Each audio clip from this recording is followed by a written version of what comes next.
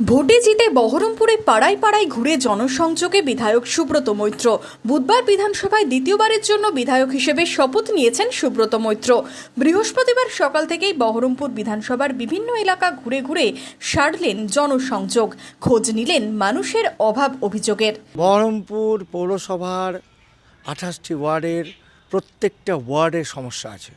এমন কিছু কিছু জায়গা আছে যেখান থেকে ড্রেনের জল বার হয় না, অল্প বৃষ্টিতে সেই জায়গাগুলো ভরে যায় এবং বাড়িতে জল ঢুকে যায়, বিশেষ করে বস্তি অঞ্চলে।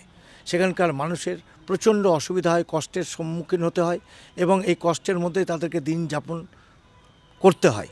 সেই জায়গাগুলো মিউনিসিপ্যালিটির যারা এই দায়িত্বে আছে তাদেরকে নিয়ে আমি আজকে সেই জায়গাগুলো দেখলাম এবং বেশ কিছু জায়গায় পানীয় জলেরও অভাব আছে।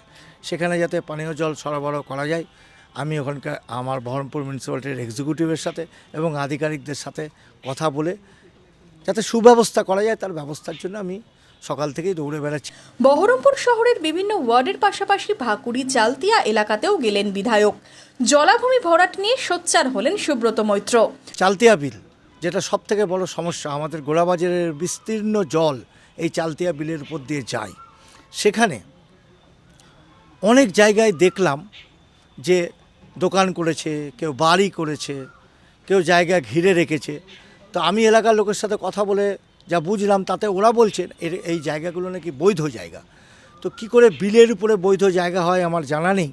তা আমি দাগ খতিয়ান নম্বর চাইলাম, ওনারা দিয়ে যাবেন আমাকে বলল। দাগ খতিয়ান নম্বর নিলে আমি ল্যান্ড অফিসারদের সাথে যোগাযোগ করব। যদি বৈধ হয় ঠিক আছে, যদি বৈধ না হয়, যদি অবৈধ হয় তাহলে এগুলোকে ভাঙতে হবে। বহরমপুর কোর্ট স্টেশনে আধিকারিকদের সাথে কথা বললেন বহরমপুরের বিধায়ক। ঘুরে দেখলেন রেল কর্মী ও রেল পুলিশের আবাসন। রেল ব্যারাকে জিআরপির যে কোয়ার্টার আছে, বিশেষ করে লেডিস যারা থাকেন তাদের কোয়ার্টারগুলো ভগ্নদশা, যে কোনো সময় ছাদ ভেঙে পড়ে যাবে।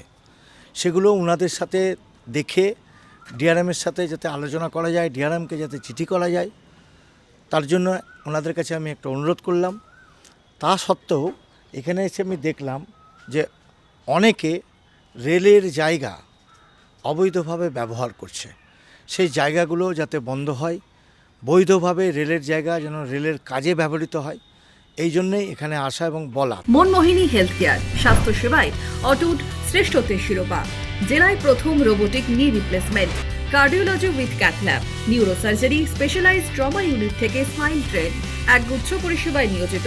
Manmohini health care, quality care with personal touch, Baharampur শিল্প তালুক।